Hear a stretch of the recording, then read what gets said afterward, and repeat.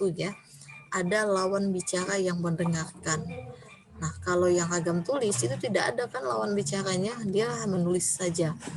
Nah, kalau misalnya ragam lisan harus ada lawan. Andai kata tidak ada lawan bicara gimana? Nanti dikira orang gila ya kalau nggak ada lawan bicara terus dia ngomong sendiri, ngoceh sendiri. Nah, tuh. Lalu untuk yang kedua, unsur-unsur fungsi gramatikal seperti ada subjek, predikat, objek itu tidak selalu dinyatakan dengan kata-kata tetapi dengan gerak dan mimik, ada ekspresi ya ketika kita mau bicara. Kalau misalkan dengan ragam lisan, kalau ragam tulis tidak perlu pakai ekspresi muka, enggak. Kalau mau nulis pakai ekspresi sedih atau mau ketawa enggak juga ya. Yang penting ada fungsi-fungsi gramatikalnya seperti ada subjek, predikat, objek itu setidaknya minimal ada subjek sama predikat yang harus dinyatakan secara eksplisit. Lalu yang ketiga ada terikat pada situasi ya, kondisi ruang dan waktu. Jadi terikat misalnya kita mau janjian ketemunya di mana, misalkan di kampus ya, udah di kampus yang ngobrolnya. Nah, tapi kalau misalkan yang diksi ya tidak terikat oleh situasi, kondisi, ruang dan waktu. Misalkan kita di kamar bisa kita nulis, atau kita lagi saat di perjalanan di mobil, misalkan tapi bukan kita yang nyetir ya, misalkan kita di belakang atau lagi duduk di sebelahnya bisa menulis. Nah, seperti itu. Yang ketiga tuh terikat pada diksi. Sorry ya, yang keempat ya diksinya tidak terlalu cermat ya. Pilihan katanya itu tidak terlalu cermat. Yang penting lawan bicara kita itu paham dengan apa yang kita bicarakan. Beda halnya dengan yang ragam tulis. Kalau ragam tulis itu diksinya harus cermat karena kadang beda kata yang kamu buat biasanya mengandung arti yang berbeda juga ya. Jadi diksinya itu memang harus lebih cermat pada saat kalian di ragam tulis dibandingkan dengan ragam lisan. Yang kelima, itu makna dipengaruhi oleh tinggi rendah, panjang pendeknya nada suara ya. Itu yang kelima. Tapi kalau misalkan bahasa tulis tidak harus pakai intonasi nada tinggi atau apa. Nah, itu hanya ditentukan oleh pemakaian tanda baca dan ejaan ya. Ada tanda bacanya, misalnya ada titiknya, ada komanya menentukan, atau tanda kutip atau tanda seru. Nah, itu kalau misalkan yang lisan tadi kan ada intonasi. Kalau kita marah atau kita sedang bahagia biasanya ada intonasinya. Lalu untuk keunggulan dan kelemahan berkomunikasi secara lisan dan tulisan itu kita lihat ya. Kita ada contohnya seperti berbicara, berpidato, berdiskusi ya, mempresentasikan sesuatu. Nah, ada keunggulannya yang pertama berlangsung cepat ya kalau misalkan untuk komunikasi lisan. Sering dapat berlangsung tanpa alat bantu ya. Kesalahan langsung dapat dikoreksi dan dapat dibantu dengan gerak dan tubuh mimik. Untuk kelemahannya tidak selalu punya bukti autentik karena itu hanya dibicarakan saja. Itu dasar hukumnya lemah, sulit disajikan secara bersih dan mudah dimanipulasi. Ini bisik-bisik suara apa ya? Siapa yang suaranya ini? Muhammad Eko ini.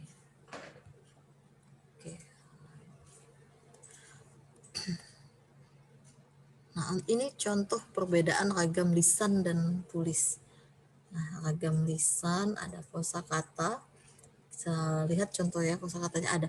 Agnes bilang kita harus belajar. Kalau bahasa tulisnya, Agnes mengatakan bahwa kita harus belajar. Ada perbedaan di bilang dan mengatakan bahwa.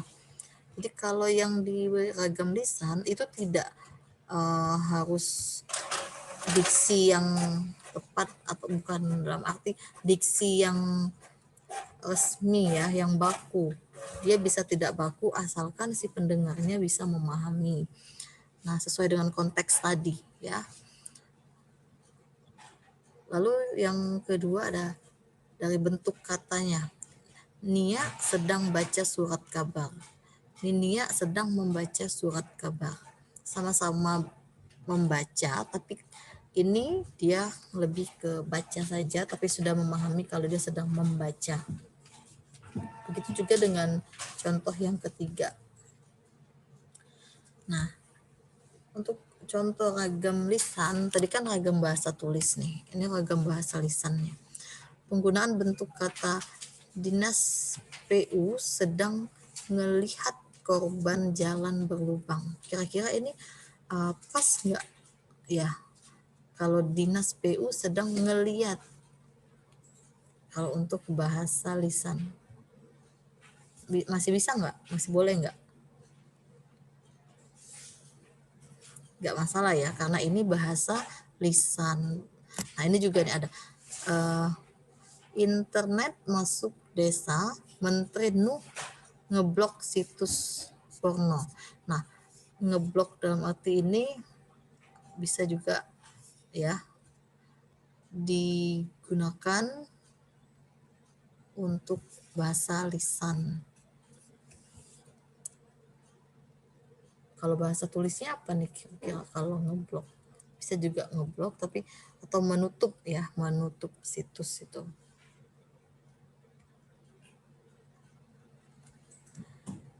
Lalu penggunaan kosakatanya bisa kamu lihat ya.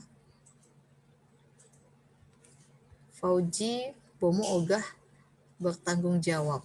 Ini biasa suka ada di berita-berita misalkan ya. Nah, tapi kata ogah ini kalau untuk bahasa lisan ya tidak masalah.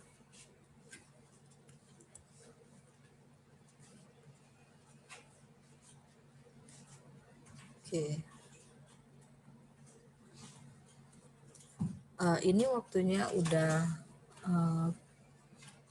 kurang dari 10 menit ya.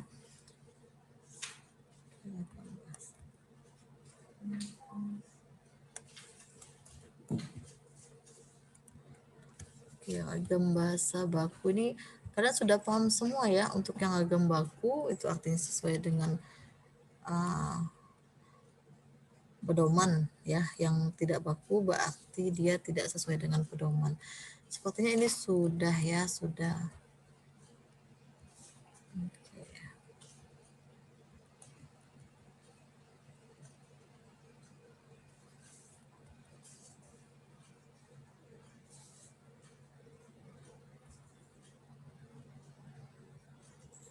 Oke. Akan menyimpulkan ya. Menyimpulkan pembelajaran kita hari ini bahwasanya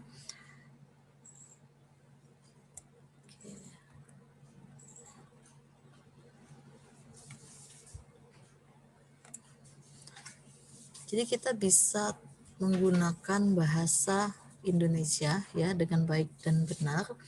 Jadi baik di sini artinya nilai rasanya tepat sesuai konteks situasi pemakainya. Lalu dikatakan benar itu menerapkan kaidah dengan konsistennya. Jadi sesuai dengan konteks baik lisan maupun secara tulisnya.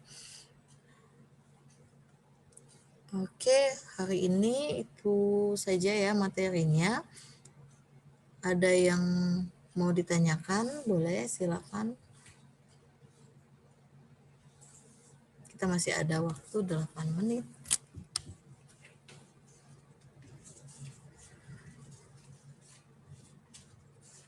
Mengenai ragam bahasa lisan dan ragam bahasa tulis. Oke, nggak ada? Sagima, ada yang mau ditanyakan? Atau sudah paham? Enggak, Bu. Ya, sudah paham ya? Jadi materi ini tidak terlalu tidak terlalu sulit. Nah, jadi untuk tugas minggu depan mengenai ragam bahasa lisan dan ragam bahasa tulis, Ibu menginginkan kalian membuat video, ya nanti dibuat kelompok. Kelompoknya mau Ibu yang buat atau kalian sendiri nih? Ibu Baik, Ibu saja. Oke. Nanti akan Ibu minta, nanti Ibu koordinasi juga dengan ketua kelasnya. Oh ya, nggak usah deh kelompok. Biar nanti kalian per individu ya, nanti boleh minta bantuan sama sepupu atau keluarganya atau adiknya. Buatlah video mengenai ragam bahasa lisan dan tulisan seperti video yang telah Ibu tampilkan tadi.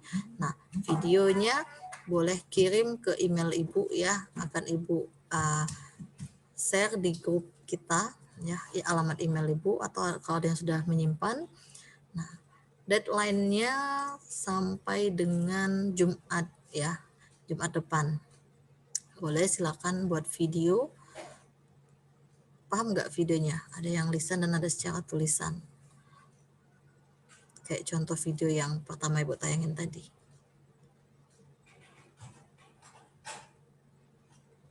Oke ya. Paham ya? Mutiara paham? Untuk tugasnya. Nanti yang bagus akan Ibu share ya di YouTube. Atau nanti kalau kalian punya YouTube sendiri boleh silakan share di YouTube. Oke. Ada yang mau ditanyakan mengenai tugas atau materinya?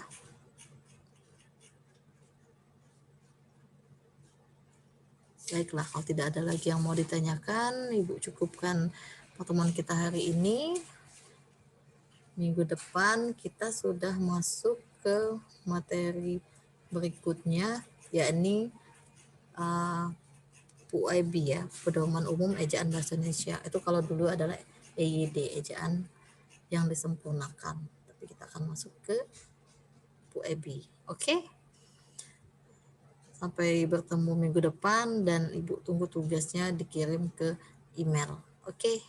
Ya.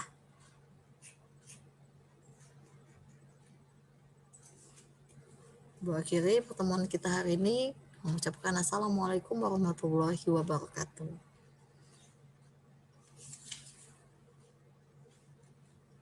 Waalaikumsalam warahmatullahi wabarakatuh. Waalaikumsalam warahmatullahi wabarakatuh. Oh ya, Ibu mau screenshot dong, lupa Ibu. Untuk absen, coba on kamera dulu.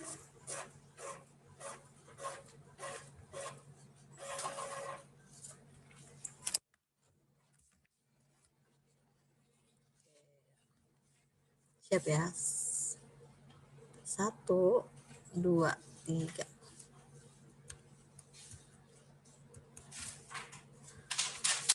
Oke, terima kasih. Sampai bertemu di minggu depan. Bu close ya.